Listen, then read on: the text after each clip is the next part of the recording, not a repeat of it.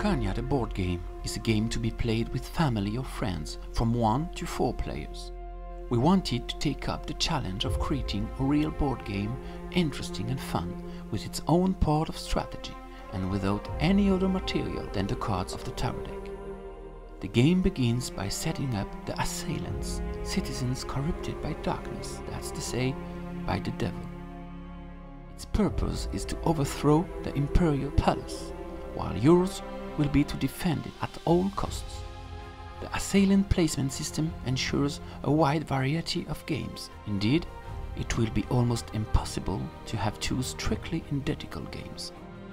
The game takes over the geography of the universe of Arcanya and the 4 elements. To the north is the region of Olmark, the region of water. To the south, the expanses of Belkor, the region of fire. To the west, Vulnor, the region of the air. And to the east, Comaran, the region of earth. In the center is the imperial palace of Azabel. A game is played in 2 phases.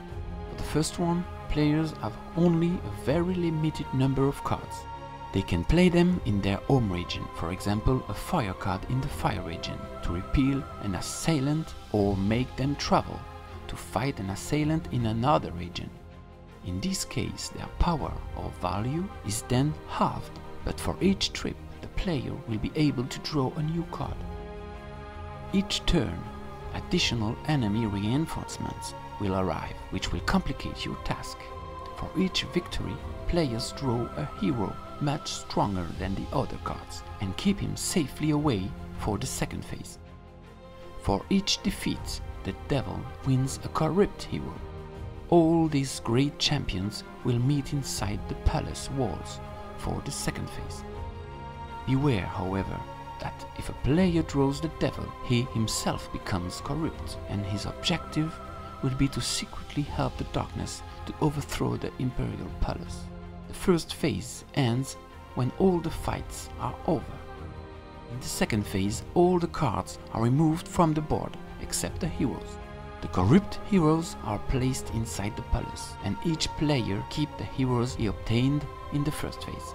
Players may or may not ally to try to win each fight.